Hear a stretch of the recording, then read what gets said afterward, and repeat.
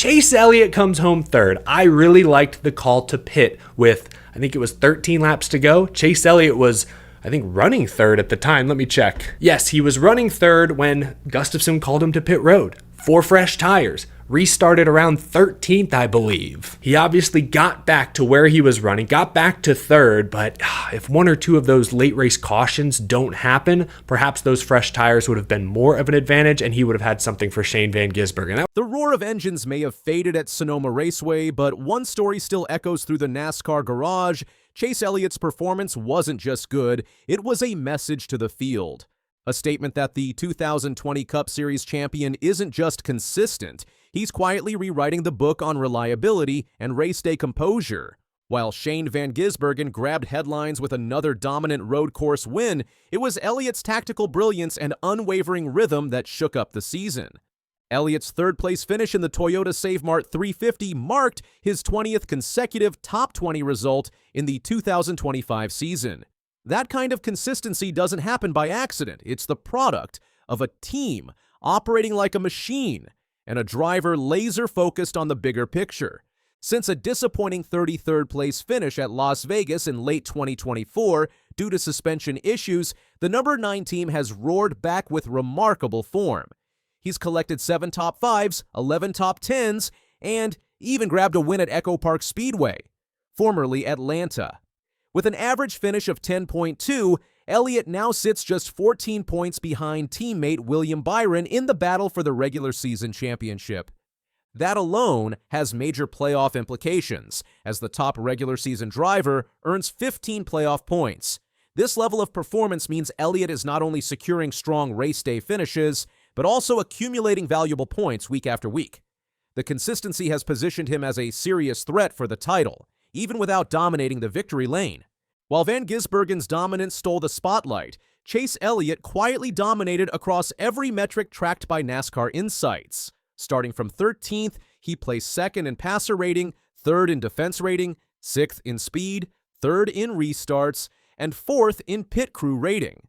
But here's where things get really interesting. When a caution flew with 14 laps to go after Cody Ware lost a tire, crew chief Alan Gustafson called an audible. With SVG staying out to maintain track position, Elliott dove to pit road for fresh Goodyear tires, falling back to 14th for the restart.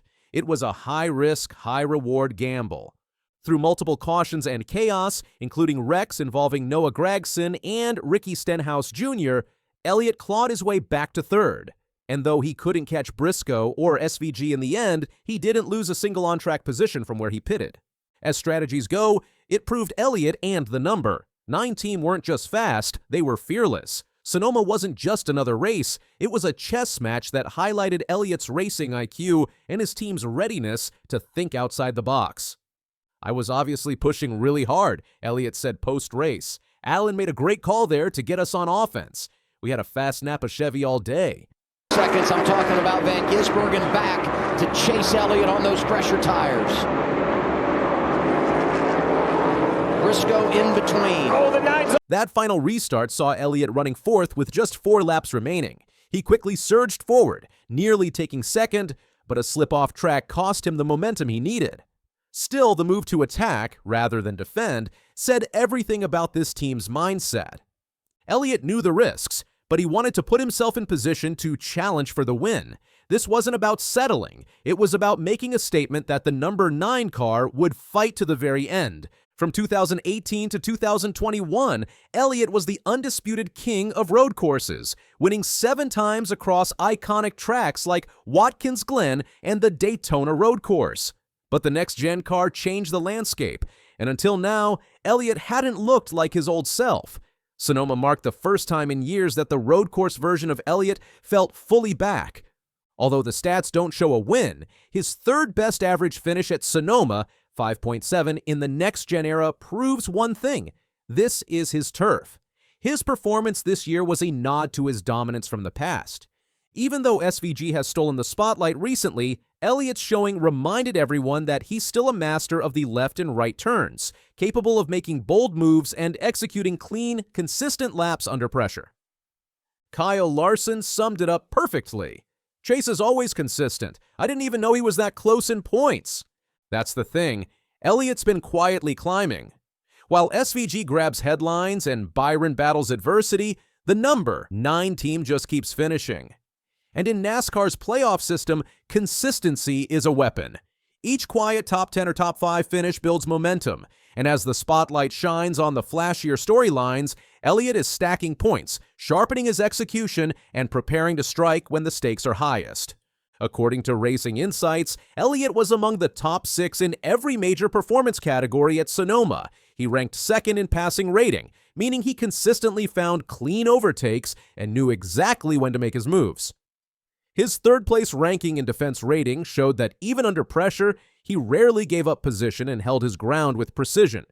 In terms of speed, he was 6th, proving that while he may not have had the fastest car on track, his pace was more than competitive against the field. His third-place restart rating revealed how well he positioned himself during those chaotic green flag restarts. Lastly, his fourth-place pit crew rating underscored the incredible support from his team on pit road, quick stops, no errors, and strong communication. These metrics highlight how Elliott and his team weren't just surviving, they were thriving in every aspect of competition. The tire call by Gustafson wasn't just bold, it was a declaration. They knew SVG wasn't beatable on raw speed, so they flipped the race upside down. Elliott came in from 3rd, dropped to 14th, and still made it back to the podium. Could he have won if he stayed out? Maybe. Could he have faded on old tires like others? Also possible.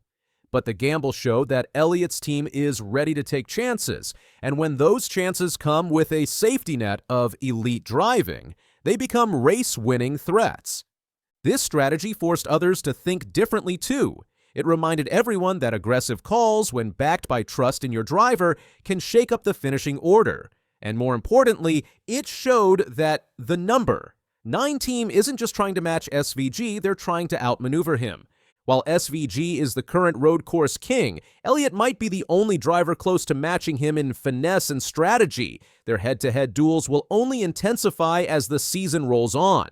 Every SVG victory plants a new challenge in Elliott's path, but rather than run from the fight, Elliott is leaning in. He's studying SVG's moves, adapting, and preparing for the long game.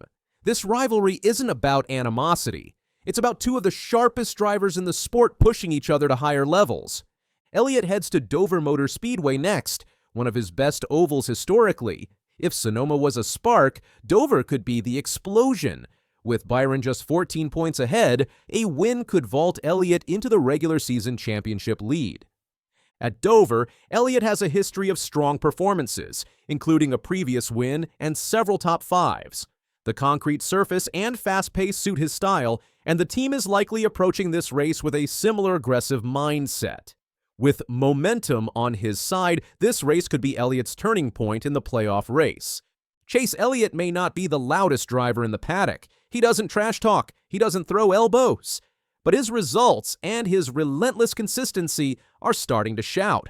As SVG continues to dazzle, it's Elliott who may prove the biggest long-term threat, because while others chase headlines, he's quietly chasing history. And after Sonoma, the rest of the field just realized Chase Elliott isn't just back, he never left. He didn't win at Sonoma, but he may have won something more important: momentum, respect, and maybe, just maybe, the regular season crown.